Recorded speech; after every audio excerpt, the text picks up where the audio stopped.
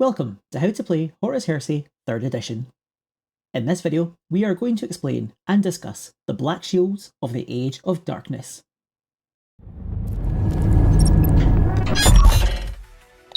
The Age of Darkness saw many of mankind's certainties shattered. Our mastery of the universe and our place within the great cosmic game of reality, the nature of the Emperor, his sons, and his Imperium, and of course, the loyalty of those we considered our most stalwart defenders. When Horus Lupercal, Primarch of the 16th Legion, bade the galaxy burn, all norms were shattered and all futures were broken. When half the Imperium raised banners in the name of the War Master and made war upon itself, the lines between loyalist and traitor, tyrant and revolutionary were drawn in blood and fire. But there were some who looked at the chaos and confusion, the war that bellowed for their fealty, and simply turned away. These iconoclasts were the Blackshields, bands of Astartes who spat upon their former oaths, seeking to forge their own path through this new, hateful galaxy. Relying on nothing but their brothers and their fortitude, Blackshields are the nightmarish reality of the Astartes gone renegade. And although some still fought on behalf of the throne or the Eye, many, many more simply reaved across the solar system, pillaging and raiding wherever their newfound freedom took them. If you are looking for other videos on how to play the game, then you can find them all on the channel in a dedicated playlist. And if this video helps you, then please give it a like, consider sharing it with a fellow Heresy player, and let me know how you are enjoying the rules of the new edition. You could also consider joining the Hopeless Heresy Legion by subscribing and hitting the bell for more Horus Heresy goodness. In game terms, a Blackshields force is a non-Legion aligned force of Astartes, an independent warband with their own colours, traditions and styles of fighting. A Blackshields warband is a fantastic opportunity to craft and paint a totally unique army in the Horus Heresy. And to represent these highly divergent fighting forces, there is a dedicated set of rules for playing Blackshields, which we will cover in this video. Before starting, you should download the free Blackshields Legacies of the Age of Darkness PDF from Warhammer Community, and you will also require either the Liber Astartes or Liber Hereticus books, as well as the Legacies of the Age of Darkness PDF, in order to use the following rules. These rules act as an extension of the Astartes army lists. First of all, who are Blackshields? Blackshield is a term created by the Divisio Militaris to describe any force of Astartes of uncertain loyalty or intent. These bands fought independently from their parent legions, going as far as to scour the colours and legion symbols from their warplate and spit upon their former oaths to Primarch or Emperor. And although all fought for different reasons during the heresy, all were considered renegades by at least one or both of the sides drawn in the Age of Darkness. Blackshields are forces of Space Marines who fight not on behalf of their legion but for their own goals. They may be members of the traitor legions who turned on their own out of loyalty to the Emperor and Terra. They may be former loyalists who have heard the words of the War Master and cast off their loyalties to the Imperium. They may be completely independent forces seeking to remove themselves from the conflict for either noble or malign reasons.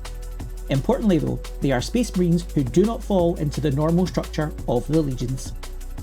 Because they are no longer part of the legions, Blackshields can rarely call upon the vast resources of their former comrades. They improvise, stealing and raiding when they can, while some turn to non-Astartes or even Xenos weapons to fight their battles. Blackshield warbands can vary wildly in number, some having just a few dozen warriors in their ranks to others that boasted several thousand.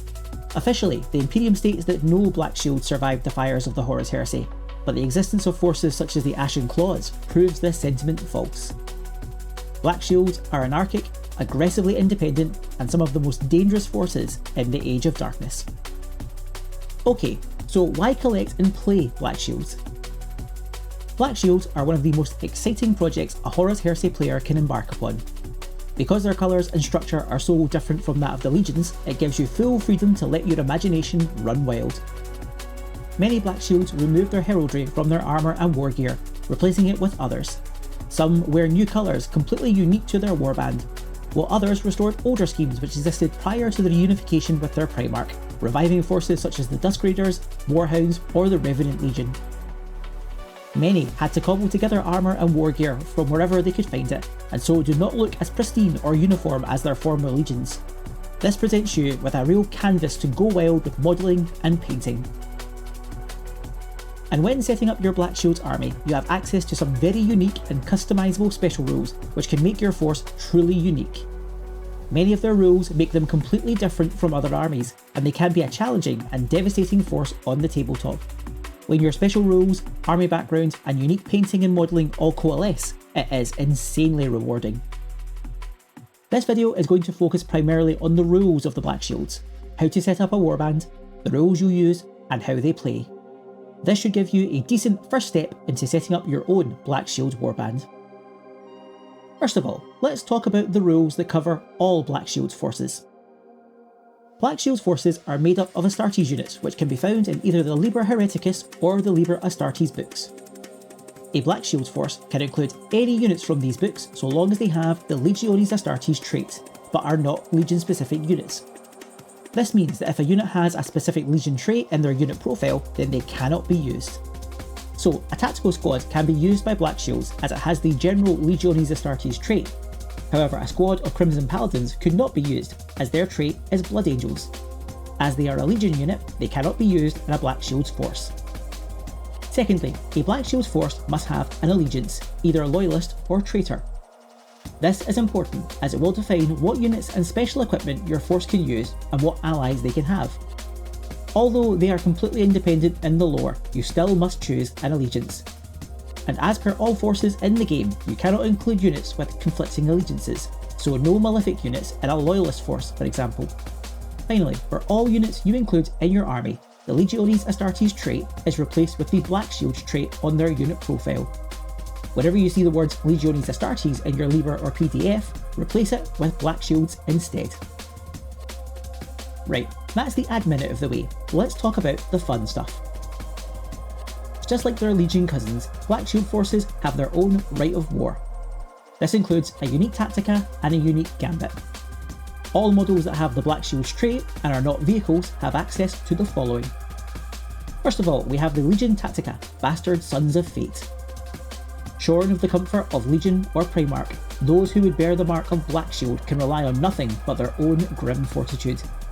In battle, they thrive on adversity, drawing strength from the bitter hatred fate holds for them, and when held at bay by the foe, they are at their most dangerous.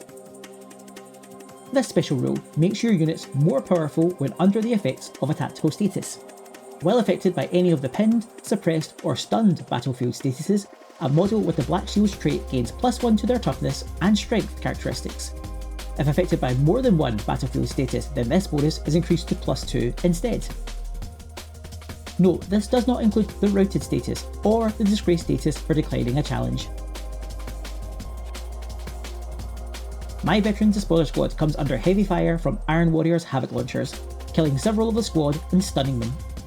They gain the stun status, and every model in the unit immediately gains +1 to their strength and +1 to their toughness, making them strength 5 and toughness 5. They are then fired upon by an assault cannon squad and gain the suppress status. Now the squad has 2 statuses, and the buff increases by another 1. They are now strength 6 and toughness 6. This is the highest the buff can go, however, and although they become pinned by Iron Warrior's artillery, they remain at toughness 6 and strength 6. This is a very unique and flavourful special rule, meaning that your units may gain limitations due to tactical statuses, but become more powerful in other areas to compensate. Although they will become Initiative 1 due to having a status effect, they will hit incredibly hard and be much harder to wound. A normal Astartes unit with chainswords attacking a Black Shield unit with 2 statuses will likely be wounding them on 6s. This means that it is often beneficial to have a status on a unit, depending on what the status is. A close combat unit will hardly care about being suppressed if it means they gain a buff to their strength and their toughness. If they become routed, however, they would lose this buff and all other tactical statuses, so be mindful of combat losses and panic-inducing weapons such as flamers and phosphex. Next, we have the Gambit, Beholden to None. When a model with the Black Shields trait is involved in a challenge, they can select this Gambit. This Gambit can only be used when facing off against either a Paragon model, such as a Primarch, or a unique model, such as a named character. Having blackened their armour and defaced their heraldry, those that call themselves Black Shields bow to neither Emperor nor Warmaster. In battle, their sheer determination was matched against the unequalled skill and strength of the most terrifying warriors in the Imperium. Though most would die in the attempt, none would do so without leaving a mark on their foe. You do not gain any additional bonuses to your characteristics or focus roll. However, if your model is slain in this round of the challenge, then the enemy model immediately suffers D3 automatic wounds using the AP and damage of the weapon your model used in the challenge. The enemy model gets their armour saves, invulnerable saves and damage mitigation rolls as normal. Essentially, your nameless character is so full of hate for the enemy they are facing that they suicidally lunge forward, keen to draw the blood of the foe even if killing them is an impossibility. This becomes even spicier depending on the weapon you use. D3 automatic Thunderhammer wounds are going to ruin the day of anyone who suffers them, even a Primarch. It is very limited though, as it can only be used against Paragons and unique characters, so won't see any play in games where none of these feature. However, the real spice comes in the form of the special rule, Oath of Moment. Oaths of Moment are a list of special traits and rules you can select for your Blackshields force to customise them and make them play entirely uniquely on the tabletop. If your force has the Blackshields trait, then they can select an Oath of Moment. If your primary detachment has the Blackshields trait, then you can choose 2 Oaths of Moment. If your Blackshields are an allied detachment, then they can choose 1 Oath of Moment. All models and units in your force must have the same Oaths of Moment as your primary or allied detachment. Although all models and units in your army will have the same Oaths of Moment, only some of the models may actually interact with the special rules these introduce. Think of these as add-ons for your force that changes the rules that all the models within your army will follow. When I choose a Blackshields army, I can choose 1 or 2 add-ons to make them super tailored and unique to me. Each Oath of Moment will either add a set of special rules or equipment to your force, change how the units and models play, or even how the army is built and wins games. Some Oaths of Moment will change the special rules of certain units, or add new special rules to others.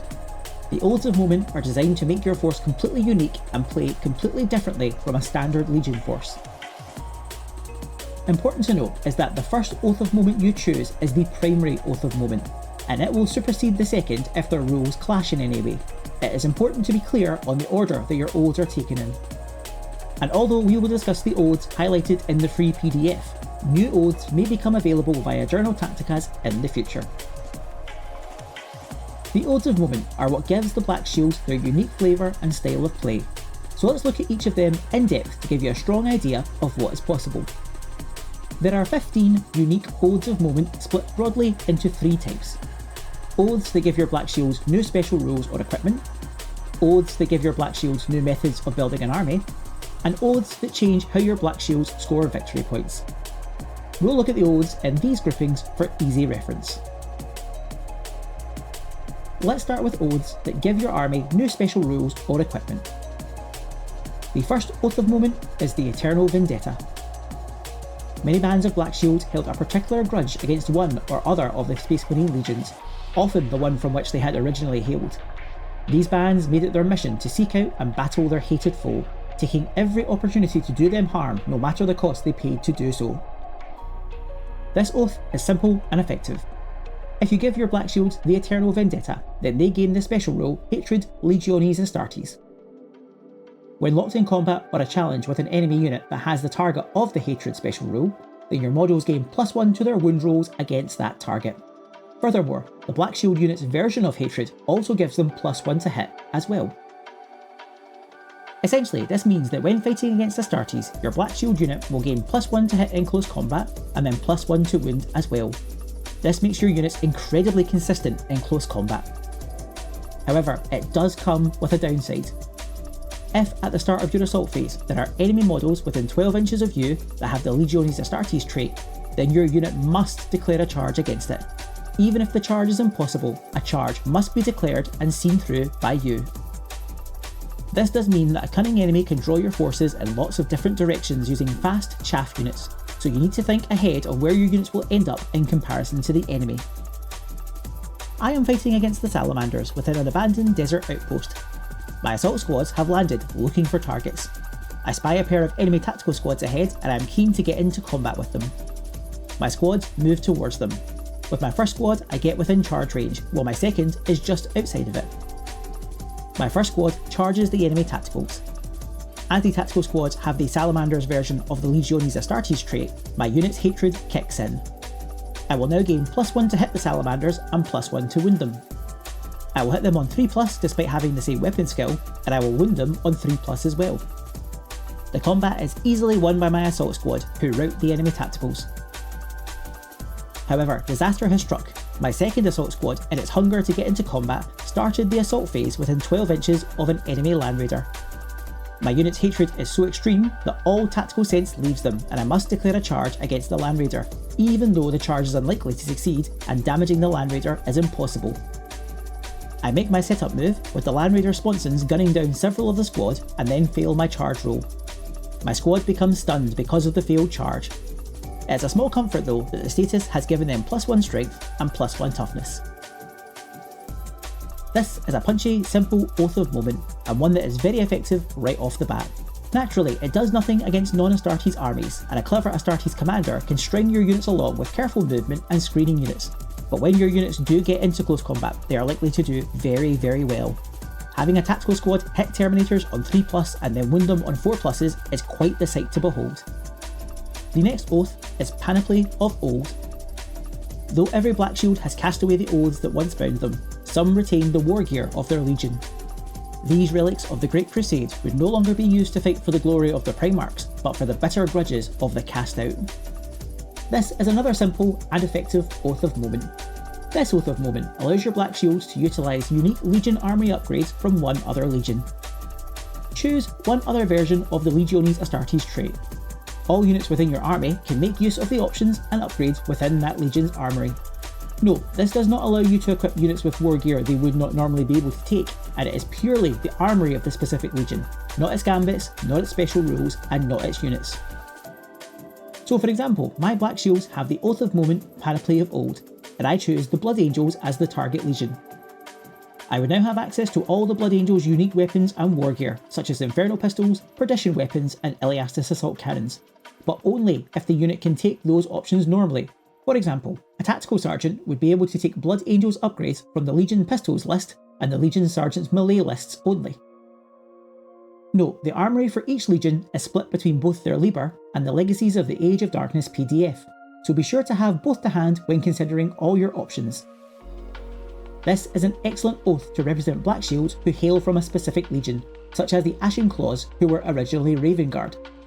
This can really feed into the overall narrative of your force and allows you access to some fantastic weaponry. Next we have Only in Death Does Duty End.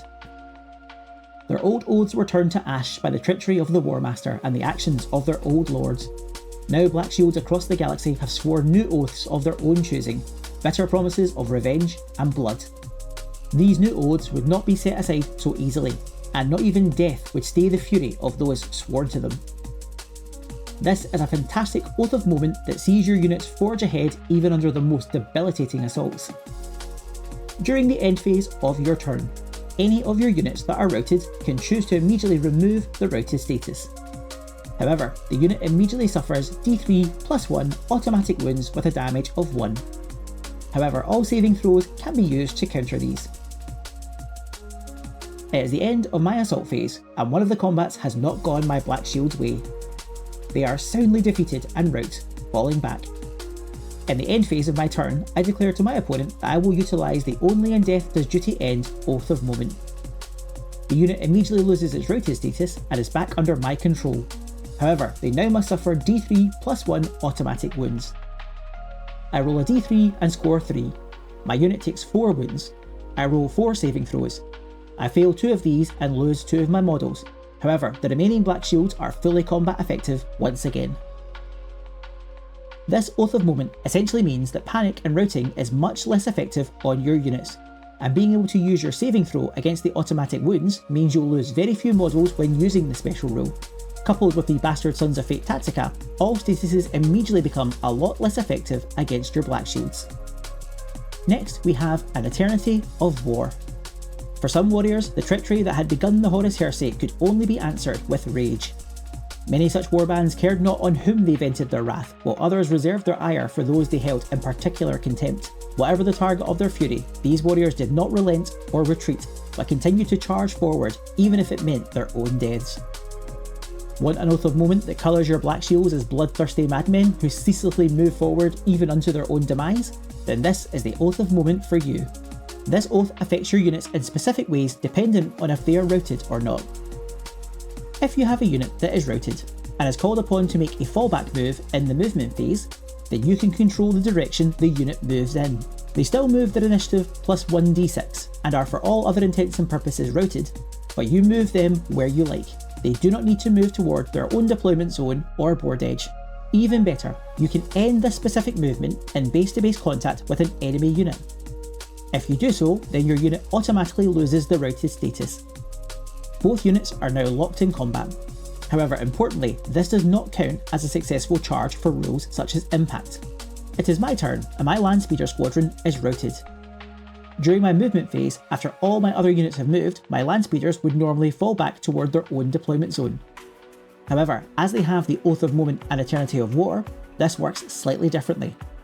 I still roll a d6 and add their initiative to calculate their movement. In this instance, I roll a 6. 6 plus 4 equals 10, so they will move 10 inches. However, instead of moving towards their own deployment zone, I can choose where they move. I can see an enemy tactical squad 9 inches away. I move my Landspeeders straight towards the tacticals and end my move in base-to-base contact. My Landspeeders lose their routed status and now both units are locked in combat. I do not count as successfully charging the unit though, but for all intents and purposes, both units are now locked up in combat. Note, this does not include the fallback move you make during the assault phase if you lose combat, which will still be directly away from the enemy and towards your own deployment zone. You will still follow all the same rules for falling back as normal.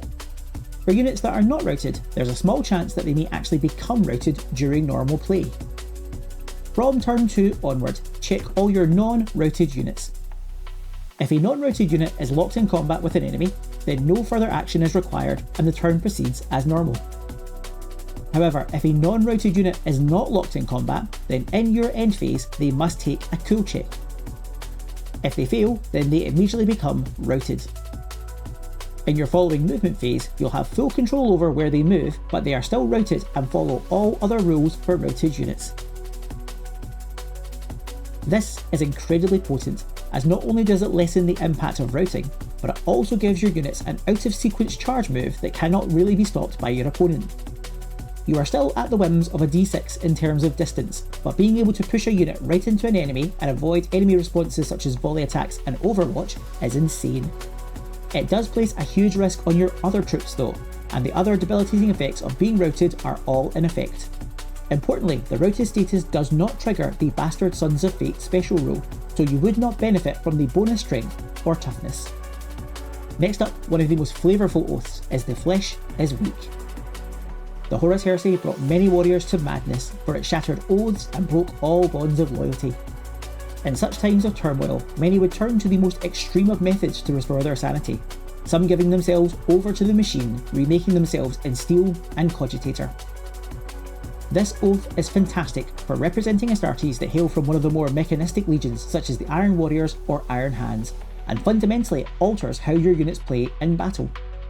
First of all Black Shields that have this oath and the infantry subtype lose the infantry subtype and instead gain the automata subtype.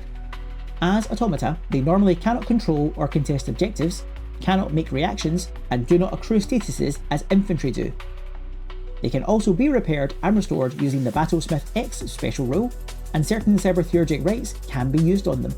Your Black Shields also replace the Bastard Sons of Fate special rule with a new rule, Light Cogitator units. What your robotic Astartes lack in brutal fury, they more than make up for in direct efficiency and cohesion. An Automata Black Shield unit with this special rule can claim and contest objectives. However, they can never make use of the Line X special rule.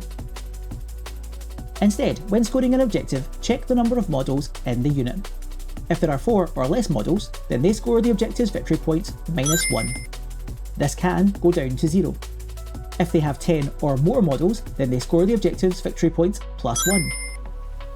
This rewards you for taking very large squads of models and keeping them at full strength to aid in scoring. As automata, they are also incredibly unlikely to flee from objectives or gain a status that would normally stop them from scoring. Furthermore, all your vehicles that have this Oath of Moment and the transport subtype also gain a new special rule as well. Augmetic Transport Bays. As your Astartes are hulking robotic warriors, they naturally take up more room in their transports, and their tech marines have made modifications to allow for this. A model with an augmetic transport bay can have automata models embarked within it, so long as they are Blackshields. Furthermore, all your transport vehicles increase their transport capacity by +3. So a Rhino can now carry 15 models, and a Spartan can carry 29. An important thing to note is that while your automata Astartes cannot use Line X for scoring, they do not lose the Line X special rule. They can still use Line to help with contesting objectives, and it can still be used in Zone Mortalis for sector domination. It simply cannot be used to support with scoring. This entirely changes up your force, who now become an unyielding wall of cold metal and willpower. They do not gain statuses as normal, but simply move forward in an unbroken chain of Astartes. It is full of character and also has the added bonus that your units can be repaired with Battlesmith X. This cannot resurrect dead Astartes, but can keep your command models fighting fit.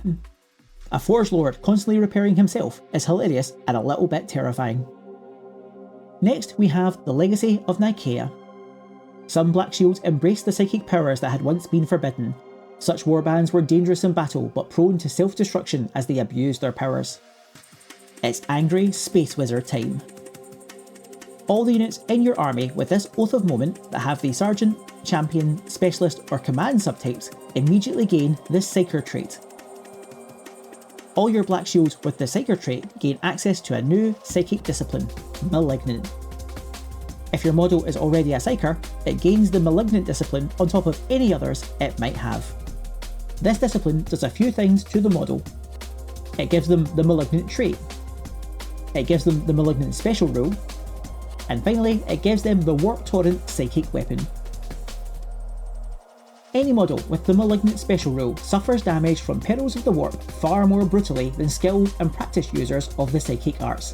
If a Malignant model suffers Perils of the Warps due to rolling a double on a psychic willpower check, and the result is ever a Warp Rupture, then they, and any other models in the unit with this special rule, set their willpower to 5 for the purposes of calculating damage.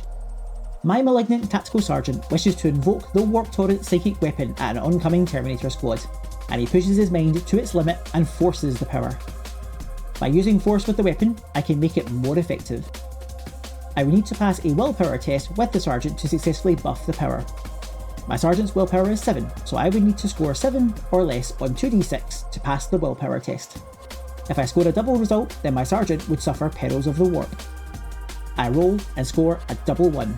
The test is passed and my Warp Torrent weapon is now buffed. However, I suffer Perils of the Warp, and a double 1 result triggers a Warp Rupture. Psychic lightning explodes from the Sergeant, consuming the unit. The unit will suffer 13 automatic wounds, minus the Sergeant's willpower. Normally, this would be 6 wounds, as the Sergeant has a willpower of 7. However, as he is Malignant, he has less control, and for this instance his willpower is set to 5. My unit suffers 8 automatic wounds instead. These are damage 1, and I cannot use any saving throws, damage mitigation rolls, or cover saves against this. 8 of my tactical marines burn into nothingness as my Sergeant unleashes his Eldritch abilities. Naturally, this is very risky, and can see your own units burn up as their leaders unleash their psychic arts upon the enemy. This also triggers for all psychic abilities your models use, so your Librarians and Esoterists are equally at risk when a Warp Rupture occurs. But why would your Blackshields put themselves at such risk? Well, the answer is the Warp Torrent psychic weapon. All Blackshield Psychers with the Legacy of Nikaea Oath of Moment automatically gain the Warp Torrent psychic weapon. This is a ranged weapon, and can be used in the shooting phase and as part of a volley attack. It will use the model's ballistic skill to hit the enemy. Warp Torrent has 2 separate fire modes, Torrent and Malignant. Torrent has a range of 12 inches, fires 4 shots, has an AP of 4 and a damage of 1. It also has the Deflagrate 5 special rule, meaning unsaved wounds by your opponent will trigger another hit at strength 5 as lightning arcs around the enemy unit. However, it also has Overload 1, meaning that any of your hit tests that score a 1 will hit your own unit instead. Think of it as a particularly deadly Volkite weapon. It also has the Force Firepower special rule. Force is a special rule that allows a Psyker to pass a willpower test to make the weapon more potent. If the willpower test is passed, then the characteristic in brackets is doubled. This means that for the Torrent mode of fire, you can double the amount of shots to 8. This is a pretty brutal weapon against enemies, but the more dice you roll, the more likely you are to roll a 1. The Malignant Fire mode is even more devastating. It fires a single shot at strength 5. It has an AP of 2 and a damage of 2 as well, so can potentially one-shot a Terminator. It also has Deathly Rate 5 and so can generate more hits from unsaved wounds. It is even more risky with Overload 2, meaning a roll of 1 or 2 will see your unit hit by the weapon. It's possible to successfully hit the enemy on a 2+ and also hit yourself as well. It also has the Force roll, but this time Force Range Strength. This means a successful willpower test can see the weapon suddenly become Strength 10, which can trouble even Armour 14 vehicles. Both fire modes also have the Assault trait, meaning they can both be used as part of a volley attack. You would declare that you want to force the weapon before you roll any dice for it, and you can force it whenever you make a shooting attack. Bear in mind though, that if you trigger the overload roll with a forced weapon, then this will be the version that hits your unit. Your own unit accidentally nuking itself with a strength 10 AP2 damage 2 weapon is certainly something you want to avoid if possible. This is a fantastic oath, and can be devastating to both your opponent and yourself. It really plays into the Devil May Care aspect of Blackshields, throwing off all restrictions and rules even if they do not fully understand what it is they are using. And I can guarantee there will be some psychic fireworks on the table whenever this oath is used. Next, we have an oath steeped in the darkest of scientific horrors, the Broken Helix. Unable to claim recruits from the fiefdoms of old, some warbands of the Blackshields turn to fouler means to fill their dwindling ranks, the old sins of gene cloning or crude progenoid replication. Denied the training camps of Terra or the complex hypno-indoctrination forced upon the recruits of the later legions, the warriors they produced had none of the discipline that was once the pride of the Space Marine legions, but instead wore terrible mutations and scars as the mark of their forbidden origins. This is the oath of monsters and misfits, and would suit the degenerate remnants of an Emperor's Children warband or the poor dregs of Corvus Corax's misbegotten attempts to heal his legion. First of all, when you choose this oath, all units in your army lose the Fury of the Legion, Line X and Vanguard X special rules. These units now gain one of 2 new special rules, Clone or Aberrant. The player is free to choose either, but all units must have the same special rule. Note that if a unit lacks Fury of the Legion, Line or Vanguard, then they will not get the new special rule. These rules represent the horrors created by scientific abominatia and unsanctioned gene practices, and presents a wild modelling opportunity. The first rule you can pick is Clone. All models with this rule have all of their mental stats reduced by 1 point. This does not include models with the Sergeant, Champion, Specialist or Command subtypes who remain the same. The unit can no longer make reactions, being a bit too slow-witted for such high-speed tactics. However, all models in these units gain a new Clone Resilience damage mitigation save of 5+. This is over and above their normal saving throws and invulnerable saves, and can be made against both shooting and melee attacks. This essentially makes your unit a bit dim but incredibly hardy. And because your character models are all normal, it really gives the impression of some desperate veterans leading hordes of shuffling, barely cognizant hulks into battle. Or you can pick Aberrant. Again, all models with this rule have all of their mental stats reduced by 1 point. This does not include models with the Sergeant, Champion, Specialist or Command subtypes who remain the same. However, they also immediately gain +1 to their strength and attacks.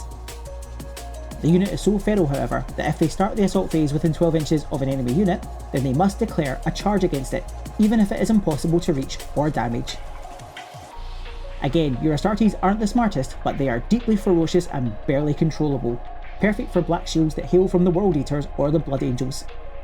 Note as well that your Clones and Aberrants also benefit from the Bastard Sons of Fate special rule, and so become even harder to go up against when they have a status.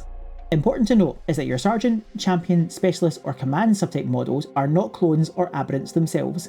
They do not benefit from the buffs or the hindrances, they are normal Astartes. This is a wild and fantastically flavourful Oath of Moment, and draws a stark picture of the desperation of the Astartes in the later days of the Heresy. Again, this is a fantastic modelling opportunity, and getting the chance to model your Astartes as dribbling pasty clones or frothing heinous mutants is one that's hard to pass up. Of course, genetic deviancy wasn't the only path the Blackshields took, but some went down an even darker path by utilising forbidden xenotech. This is represented by the Oath of Moment, Taint of the Xenos. There exists many terrifyingly powerful Xenos technologies encountered during the Great Crusade, which though incredibly effective have been declared prohibited by the Mechanicum and the Emperor alike for their detrimental effects on the body and mind of the human wielder. The desperation of certain Blackshield forces, however, has overcome such concerns.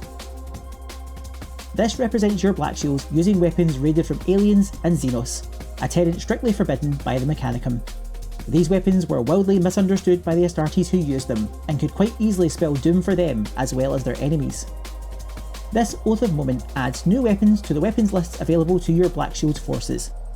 If your unit has the Taint of the Xenos Oath of Moment and can use the appropriate weapons list, then they can use the appropriate weapons. Firstly, the Legion's special weapons list gains two new weapons, the Deathlock and the Doomlock. The Deathlock is an alien rifle capable of peeling through the heaviest armour with ease.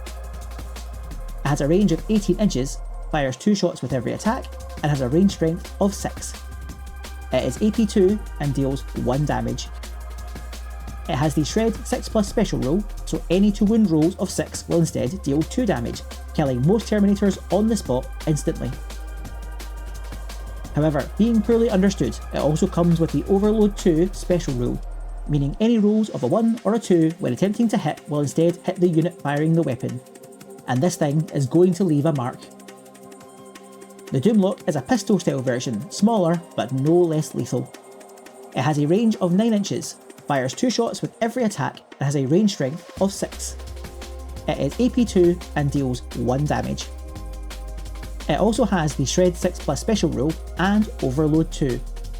However, this smaller weapon is a pistol and has the assault trait, so can be used as part of volley attacks. The Deathlock costs 15 points per model, and the Doomlock costs 10 points per model. The Legion Officer Wargear list also gets a new entry, the Halo Blade. A powerful Xenos blade, this thing crackles with deadly energies and killing power. It is a close combat weapon. It offers no buff to initiative or attacks, but it does offer a +2 strength modifier. It is AP 2 and damage 1, but also benefits from the Shred 5+ special rule. A skilled warrior armed with a Halo Blade is definitely going to take some names. Using the above, you could equip a full tactical support squad with Deathlocks and Doomlocks, making them a terrifying prospect to both enemies and themselves. Meanwhile, your Praetor and other appropriate officers could wield deadly Halo Blades in close combat, slicing up enemies with reckless abandon. This is another Oath of Moment that presents a fantastic conversion and modelling opportunity. Slapping some Necron, Eldar or even Tyranid weapons on your Furious Astartes will look absolutely amazing and eye-catching on the tabletop, and will always put on a show whether they are nuking the enemy or themselves. The final Oath of Moment that adds new rules or equipment is Weapons of Desperation. This band of Legiones Astartes warriors makes no use of the common weapons of their brethren, whether having purposely cast them aside as tainted by the sins of their fellows, or having been imprisoned and forcefully deprived of them. Returned to the fight, they are forced to make use of lesser weaponry, for amid the ceaseless carnage of the Horus Heresy, even the least of weapons fed the slaughter taking place on the battlefields across the galaxy. These are the truly desperate Blackshields, who must now scavenge and use mortal weapons instead of their traditional bolt weapons. This Oath of Moment is a big modelling commitment, but a massively rewarding one. If your Blackshields have this Oath of Moment, then they all immediately lose their bolters and bolt pistols.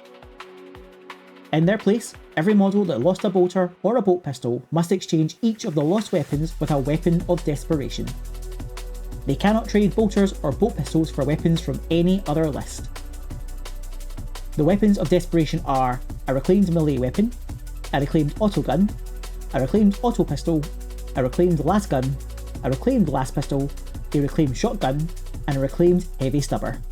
Every model can have one of these weapons for each weapon they've lost. Each model can also have a different combination of weapons from its fellow squad mates. For the reclaimed melee weapon and the heavy stubber, this is limited to one model for every 3. Essentially, this means if a model lost its bolter and bolt pistol, it would then take 2 weapons from the list to replace them. It could take both a reclaimed las gun and a reclaimed auto gun. But what's the benefit of taking apparently weaker weapons though?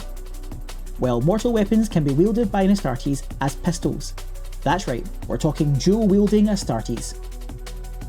The autogun, auto pistol, las gun and las pistol all have the pistol special rule, meaning they can be fired simultaneously with another pistol. This gives each individual Astartes a devastating amount of shots. A tactical marine armed with 2 autoguns fires 6 shots per shooting attack, and these can be used in volley attacks as well. The shotgun and stubber don't count as pistols, but do come with some handy statuses, and again can also be used as part of volley attacks. Finally, the reclaimed melee weapon reduces your Astartes initiative by 1, but boosts their strength by +1. It has an AP of 5 and a damage of 1, but it does have the rending 6+ special rule, meaning any to hit rolls of 6 will auto-wound the enemy model. So for example, I have a 10-man breacher squad with the weapons of Desperation, Oath of Moment. Normally, each marine would have a bolter and a bolt pistol. My Oath of Moment means each of these needs to be replaced with a weapon of Desperation. I give the sergeant a reclaimed melee weapon to replace his bolt pistol, and a reclaimed shotgun to replace his bolter. Meanwhile, I give all the marines dual autoguns, except for 2 who I will give shotguns and heavy stubbers. In one shooting attack, this unit will now fire 42 autogun shots, with 10 heavy stubber shots with suppressive 0, or 3 shotgun shots with stun 0. These weapons, while weaker on the face of it, are actually devastating. You can drown elite units in a hail of bullets and shrapnel, which will still hit on 3s thanks to the Astartes' ballistic skill of 4, and score kills through sheer weight of fire. This is a brilliant Oath of Moment, and one that immediately tells a story. Your scrappy, desperate band forced to improvise and use weapons of opportunity. Plus dual-wielding Space Marines are always cool. Next we have Oaths of Moment that fundamentally change how you build your army. They will define who and what you can take, and can alter the setup of your detachment substantially. First we have in Disgrace, all are equals. Many Black Shield warbands are little more than disparate associations of the lost and the fallen, with little direction or leadership other than war and battle. Composed of dozens of petty warlords, such forces are powerful but divided, for each fellowship follows only the commands of its own chief and cares not for any greater strategy. This Oath of Moment is the precursor to renegade and chaos warbands of the 41st millennium. They are groups of loosely associated gangs, a bunch of squabbling petty tyrants and their followers vying for control. They are effective but incredibly fractious. When you choose this Oath of Moment, you may not choose any high command or command options for your army. You essentially lose these slots. All other slots in your detachment with this Oath of Moment immediately become prime slots. This does not include vehicles. The only prime advantage you can select for your units is Petty Warlord. When you select this prime advantage, do the following. One model in the unit that has the Sergeant subtype immediately becomes a Petty Warlord. They increase their weapon skill, attacks and leadership by +1, and they also gain the Champion subtype. If the model already has the Champion subtype, then they gain a further +1 to their leadership. Every unit in your primary or allied detachment that has this prime advantage allows you to take a further auxiliary detachment, similar to if they were command models. Every single slot in these new detachments will also be prime slots with the Petty Warlord advantage. If a unit does not have a Sergeant or is a vehicle, then they do not gain the Petty Warlord prime advantage. Importantly, no other prime advantages can be chosen either. This includes logistical benefits. I am starting a Black Shields army, and I will use the Oath of Moment in Disgrace, all are equals. As soon as I choose this Oath of Moment, I lose the ability to choose any high command or command slots. However, all other slots in my primary detachment become prime slots. I fill my 4 troop slots with 20-man despoiler squads. They will all gain the prime advantage Petty Warlord. Their sergeants all become Petty Warlords and gain +1 weapon skill, +1 attack and +1 leadership. I also choose 4 Rhinos, however, as vehicles they do not benefit from the Petty Warlord advantage and cannot choose any others. Each of the Petty Warlord squads now allows me to unlock a further auxiliary detachment. I choose a War Engine detachment with a Dreadnought, a Tactical Support detachment with 2 tactical squads and 2 heavy weapons squads, an Armour Support detachment with 4 Predators, and a Shock Assault detachment with 2 Terminator squads. All slots in these detachments are also prime slots, and all must take the Petty Warlord advantage if they can. The Dreadnought and tanks gain no benefits and cannot choose any other. The Tacticals, Heavy Support and Terminator squads all gain Petty Warlords. These do not unlock further detachments. I also choose a Lord of War detachment for a Fellblade, but again, as a vehicle, cannot take the Petty Warlord advantage. I love this so much. It's so full of character and allows you to paint a really chaotic band of distrustful, prideful Space Marines, well on their way to becoming renegades. It also allows you to really glam up your sergeants, making them into real aspiring champions, giving them and their followers real character. And having so many Petty Warlords on the table at once is a real threat. However, this is balanced by the lack of command and elite choices in the army. Yet another fantastic Oath of Moment. Next is my favourite Oath of Moment. Pride is our armour. Whether Terran recruits from the original Crusade fleets, battle-scarred survivors of the Great Crusade, or elite warriors from the far-flung Legion homeworlds, some Black Shield bands were composed only of the most renowned veterans of their Legion.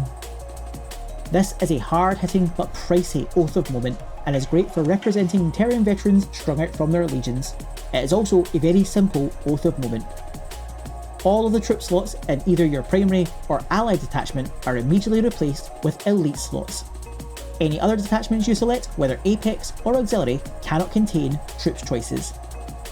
All other detachments are available to you, and you still follow all the normal rules for building an army, but you cannot take any troops options whatsoever. The rank and file do not form part of your force. I love this so much, and it really changes your force into a small, hard-hitting and effective fighting force. As you can only choose veteran versions of Breachers, Despoilers, Assault Squads, Support Squads and Tactical Squads, you'll be paying way more points than a normal army, but each squad will be devastatingly effective. The final Oath of Moment that changes army construction is Alone and Forgotten. In many cases, Space Marine forces abandoned and betrayed during the Horus Heresy were reduced to just a few combat-hardened survivors. Heroes with no purpose left but to fight and die. Warriors from which the war had taken everything they held dear. Such forgotten heroes were drawn to each other and swore binding oaths to find for themselves a worthy place to die in combat. This is an army representing a hardened group of individual survivors. This is your 7 Samurai, or Dirty Dozen. A unit of heroes thrown together by circumstance going up against much greater odds.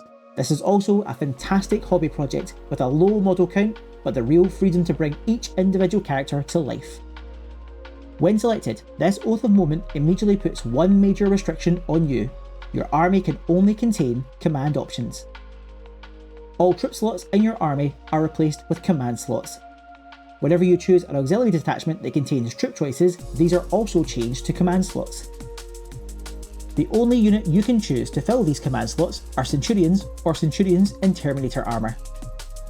Currently, this does not include Centurions in Saturnine Terminator armour. No other unit types or vehicles can be chosen for this army. Each individual Centurion has the full range of weapons and war gear normally available to them. They also gain +1 to their wounds, and may add +1 to either their cool, willpower or intelligence. Player's choice. All Centurions also gain the Heedless rule, and so cannot interact with objectives in any way. Each of your Centurions also gains a new special rule to fight and die alone. The model cannot join other units, or be joined by other models. They will always be individuals in your games. The model with this special rule also gains bonuses when locked in combat with enemy units. Your model will gain +1 combat resolution for every wound they lost during the combat. So if my Centurion lost 2 wounds in the combat round, I'd gain +2 combat resolution points for that round. If your model issues a challenge or accepts one, then you immediately gain +1 victory point. Finally, neither player can score any victory points for the model being removed as a casualty, which is particularly huge in Zone Mortalis games. This is one of the best and most narratively pleasing Oaths of Moment. A group of heroic warriors facing their deaths head on against hopeless odds. Your warriors are doomed to die, but they are going to take as many enemies with them as they can. Finally, we have a few Oaths of Moment that change how your Black Shields score victory points, and these are some of the most fun and flavourful rules they have. First, we have Spoils of War. Now severed from the vast network of resources that fed the Space Marine legions, Black Shield warbands must scavenge for what they need. In battle, many of their ilk would place loot above even the need to finish off a beaten foe, for bullets were often more valuable than blood. This is a great Oath of moment, firmly entrenching your Black Shields as pirates and scavengers out for loot and booty. First of all, choosing this Oath of moment gives all your Black Shields the Spoils of War Oath of moment. It removes the Line and Vanguard special rule from all of your units. Anytime a unit in your army has the Line or Vanguard special rule removed, it is replaced with the Loot the Dead X special rule. The value of X in this special rule depends on what the unit previously had. If the unit previously had Vanguard X, then their Loot the Dead X value is half of whatever Vanguard was, rounding down. If the unit previously had Line, then their Loot the Dead value is equal to whatever Line was. I have 3 units, a Tactical Squad, a Tartaros Terminator Squad, and a Heavy Support Squad. The Tacticals have Line 2, the Terminators Vanguard 3, and the Heavy Support Squad Support 1. I have chosen to make my Black Shield Scurvy Pirates and chosen the Oath of Moment Spoils of War. My Tactical Squad lose their Line 2 because of this and replace it with Loot the Dead 2. My Terminators also lose their Vanguard 3 and instead gain Loot the Dead 1. This is half of 3, rounding down. My Heavy Support Squad do not lose the support rule, but they do not gain the Loot the Dead special rule either. A unit that has the Spoils of War Oath of Moment cannot control or contest objective markers. They are quite similar to Heedless models. They also cannot be given Line or Vanguard in any way during the game, for example via a Master of Signals. Essentially, they completely ignore objective markers altogether. So how does a Spoils of War Black Shields army score then? Units with the Loot the Dead special rule gain a new Aftermath option for winning combats. If your unit wins the combat, and the enemy unit routs, disengages, or is completely destroyed, then your unit can choose the Loot and Pillage Aftermath option. The unit immediately gains a number of victory points equal to the value of Loot the Dead. They do not attack or pursue the enemy unit. And as your unit is gleefully looting the bodies of their slain enemies, they are far too busy to engage with the wider battle. After scoring the victory points, they immediately become pinned. As a bonus though, they will also trigger the Bastard Sons of Fate Tactica as well. It is my turn, and my Despoiler squad has just won combat against enemy Auxilia, and have soundly routed them. The Auxilia fall back in terror. I now have a few Aftermath options for winning the combat. I could gun down the enemy, I could pursue them, I could consolidate, or because I have the Spoils of War Oath of Moment and the Loot the Bodies special rule, I can instead loot and pillage. This would allow me to score victory points. I choose Loot and Pillage. My unit remains what it is, and I score 2 victory points as my unit has the Loot the Dead 2 special rule. However, my Despoilers are so busy picking through the detritus of battle that they become pinned. In my subsequent end phase though, I test to remove the status and succeed. My Despoilers, pleased with the loot they found, are back in business. This is a wild Oath of Moment, and is hilarious and crazily effective in equal measures. The sight of your Astartes ignoring their fleeing foes to madly dig through the corpses for ammo and war gear is very evocative. A few big combat wins can see you swing the battle very much in your favour, and if you win the combat on your turn, you can immediately test to remove the pin status at the end of your turn. Your army as a whole though loses the ability to interact with objective markers completely, which immediately makes your play very aggressive instead. Even if a unit does not gain the Loot the Dead special rule, they still cannot engage with objective markers as they have the Spoils of War Oath of Moment. Next we have the Blade of the Just. With the noble goals of the Great Crusade sundered by the outbreak of the Horus Heresy, some Black Shield bands have made it their purpose to embody what has been lost. These Doomseekers go from one lost cause to another, defending the weak and opposing those they see as unjust. They cannot stop the darkness to come, nor mend the wounds that have felled the Imperium, but they have vowed to die in the attempt. On the opposite end of the spectrum from the previous Oath of Moment, those with the Blade of the Just seek out their enemies to fell them in combat and score victory points for winning especially challenging combats. All Black Shield models gain the Blade of the Just Oath of Moment and the Doomed Heroics X special rule. A unit that had Line loses the Line ability. Their Doomed Heroics is worth twice as much as their lost Line ability. A unit that had Vanguard loses the Vanguard ability. Their Doomed Heroics is worth twice as much as their lost Vanguard ability. Finally, a unit that has neither Line nor Vanguard gains the Doomed Heroics 3 special rule instead. Heedless units do not gain the Doomed Heroics special rule. My Crusade primary detachment of Blackshields includes my Praetor, my Centurion, 2 tactical squads and 2 assault squads. All are Blackshields, and I have given them the Blade of the Just Oath of Moment. All the units gain the Doomed Heroics X special rule. My Praetor and Centurion gain Doomed Heroics 3. My tactical squad loses Line 2 and gain Doomed Heroics 4, as this is double their line ability. My assault squads lose their Vanguard 2 and gain Doomed Heroics 4, as this is double their Vanguard ability. Similarly to the Spoils of War Oath of Moment, your units cannot gain Line or Vanguard from any source. However, unlike Spoils of War, your units can still claim and contest objectives normally. However, they gain a new way to score victory points on top of that: Doomed Heroics. Your unit will score their Doomed Heroics X value as victory points for winning combats. However, the combats must have included at least one of the following situations at the start of the fight subphase. The enemy side has double the amount of models that your side does in the combat. The enemy side has more models in the combat that have either the command or the Paragon subtype than your side. Or the enemy side's units have a majority of models with a higher weapon skill than your side does. Essentially, if your unit can win against near impossible odds, then they'll score victory points. They do not need to wipe out the enemy or rout them, simply win the combat to score the victory points. If the opponent overwhelmingly outnumbers you, has more characters in the combat, or has a higher weapon skill than you, then you can score victory points for your Doomed Heroics. My 10-man Breacher squad is led by my Centurion. They are charged by an elite Weapon Skill 5 Terminator squad led by a Praetor and a Chaplain. At the start of the combat, the enemy has more command models in the combat than me, and more models with a higher weapon skill than mine, so I can potentially score victory points if I can eke out a win.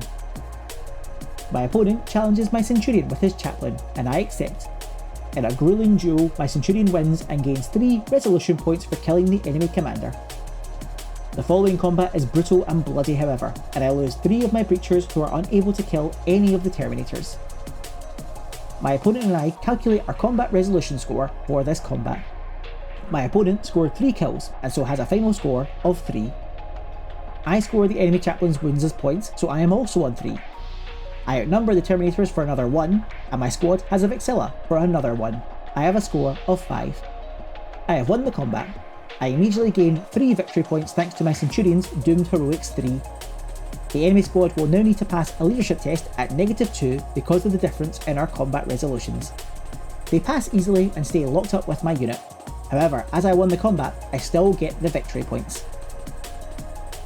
This is a very thematic and heroic Oath of Moment, and drives you into a style of play where you hurl your warriors into the most brutal of combats. It rewards using small squads and squaring even your most basic troops up against enemy elites. When your side starts scoring with Doomed Heroics, it always feels amazing. The final Oath of Moment that modifies how you score victory points is the most blunt and direct: Reaper of Lives. No longer governed by the laws of the Imperium, which even Horus himself had cast aside, some bands of Blackshields fought solely to cause more death and suffering. Whether out of spite, misplaced anger, or perverse enjoyment, these warriors sought to deepen the chaos around them, to drag the Imperium into an even deeper despair. This is a brutal Oath of Moment that rewards you for killing the enemy. Blackshields with this Oath of Moment lose all Line and Vanguard abilities, and cannot regain them in any way during the game. The army also loses the ability to claim or contest objectives, and also loses the ability to score primary or secondary mission objectives, so no First Strike, Slay the Warlord or Sector Domination for these guys. Instead, all units with this Oath of Moment gain D3 victory points whenever they entirely remove an enemy unit as casualties with either a shooting attack or in close combat. Destroying the enemy gets you D3 victory points. This turns your army into a very aggressive fighting force, concerned only with the utter devastation of their foe. A few stipulations for this Oath of Moment. If the unit that scores the kill for your Blackshields is a vehicle, then they only score 1 victory point. And killing an expendable unit will suffer the normal penalty to victory points. However, this can go all the way down to 0. My Blackshields army is attacking an enemy force. I have a veteran assault squad, a Kratos battle tank, and a Leviathan dreadnought. In the shooting phase, my Kratos opens fire on an enemy Rhino and destroys it. As my Kratos has the Reaper of Lives Oath of Moment and is a vehicle, it scores 1 victory point. My assault squad charges and destroys an enemy tactical squad. As they also have the Reaper of Lives Oath of Moment, they will score D3 victory points. I roll a D3 and score a 3. The kill has scored me 3 victory points. My Leviathan charges into an enemy Tarantula and easily tears it apart with its Siege Claws. As it also has the Reaper of Lives Oath of Moment, it would also score D3. I roll a D3 and score another 3 points. However, Tarantulas have the Expendable 3 special rule.